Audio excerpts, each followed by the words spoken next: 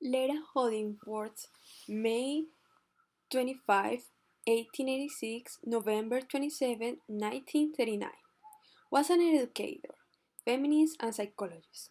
She began her career as a teacher, but after her marriage was not able to obtain employment due to her status as a married woman. This led her to question the role of women in society. Her work as psychologist began during her years as a graduate student under Edward Lee Tourniquet, where she was allowed to investigate issues in the psychology of women. At the same time, she was involved in intelligence testing of children, Tourniquet's interest and part of her job as a clinical psychologist. She later developed a great interest in those of the highest IQ, the gifted, pioneering educational programs for such children. Leta Hollingsworth is best known for her pioneering work of gifted children.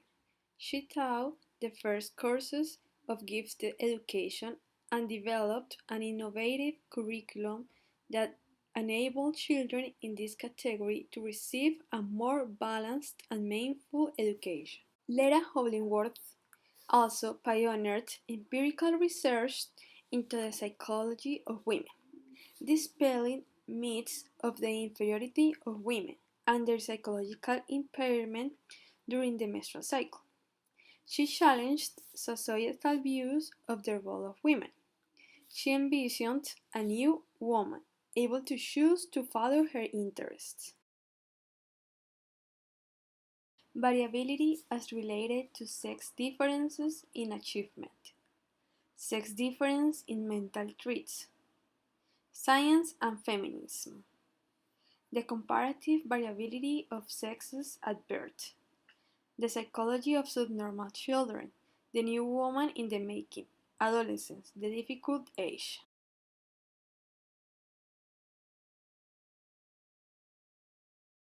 Hollingworth accepted a position in educational psychology at Columbia University, Teachers College, where she taught for the rest of her life. There she continued the work she had been doing in clinical psychology, namely intelligence testing.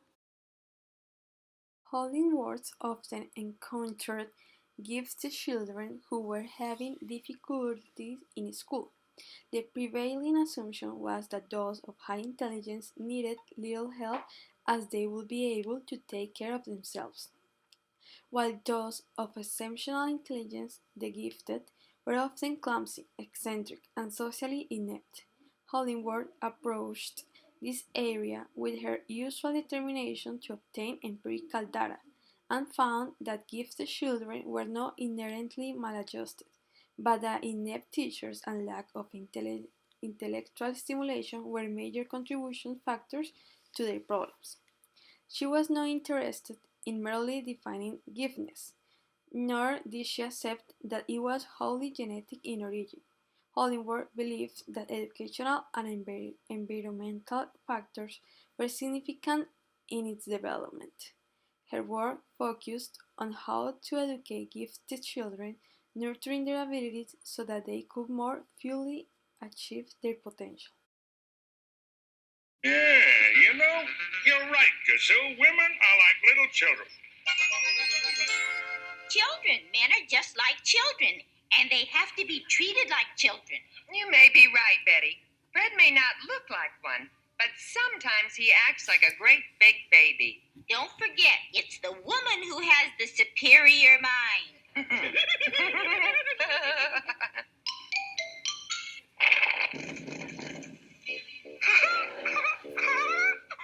The variability hypothesis posited that men exhibit greater variation than women on both physical and psychological traits, in essence suggesting that men occupied both the highest and lowest ends of the spectrum on any trait and women were doomed to mediocrity.